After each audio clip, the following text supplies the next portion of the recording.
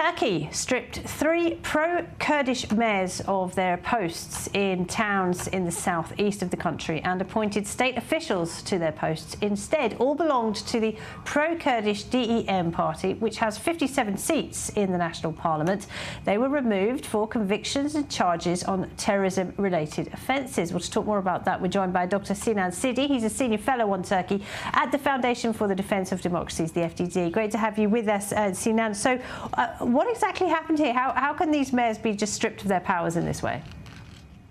That's a great question. I mean, because it can, and Erdogan has been doing this not for the first time. It's happened several times in the last few electoral cycles, where you have democratically elected mayors of certain cities and towns, but predominantly in the Kurdish provinces, summarily removed and replaced with loyalists from Erdogan's own sort of either party or state officials as caretakers, simply because Erdogan wants to rein them in historically. Now, in this case, we've got these elected mayors being removed from Kurdish provinces, but we also saw a similar case in Istanbul, a district of Istanbul, last week, when an elected mayor was removed from office and replaced with a caretaker.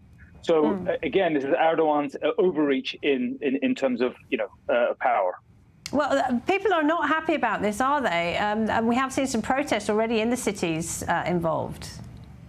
Yeah, I've just been watching some of those. I mean, obviously, there's been police deployed, so a lot of people, protesters, being dragged through the streets, some by their hair, and then we've seen sort of police intervention in what are essentially peaceful protests, just outlandishly, essentially protesting, the removal of democratically elected mayors. And it's Erdogan's intention for the last few weeks has supposedly been to open a new Kurdish peace process and engage the Kurds to sort of see if they could find a resolution to an ongoing conflict that has divided the country for over 40 years. But with actions like this, I don't understand how Erdogan seeks to essentially, build bridges with the Kurdish political movement, because he's compromising the democratically elected people of the will. He's not recognizing it. It doesn't bode well. But also, Erdogan thought he could count on the support of Kurdish parliamentarians because he wants to change Turkey's constitution to allow him to change a bunch of articles, not least of which is to allow Erdogan to gain another term of office in power. Which, of course, he's barred to do currently under the constitution.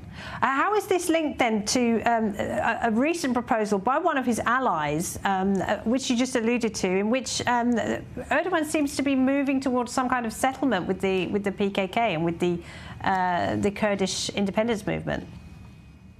Right. So Erdogan wants to engage the PKK, and he's already started talking to Abdullah Öcalan, leader of the PKK, who's been in prison for a while. And he seems to be betting on the fact, as far as we can tell, that he can negotiate directly with the PKK and Öcalan for a political solution, and whilst that is going on, Erdogan feels that he can target the actual democratic movement, Kurdish movement in parliament, and that Öcalan will not essentially raise his voice against that because he's more interested in dealing directly with Erdogan. I don't think this is a winning strategy, because the DEM party, the Kurdish party in parliament, is the major force that essentially has the political momentum and movement within it in parliament. But that being said, Öcalan is still the figurehead for a lot of Kurdish supporters. So Erdogan thinks he can have his cake and eat it at the same time, essentially. And this sort of arrest of Kurdish mayors, as you can sort of see in these towns, I think it's more targeted at sort of showing Turkey's sort of Erdogan's voters that he's getting tough on quote unquote terrorism.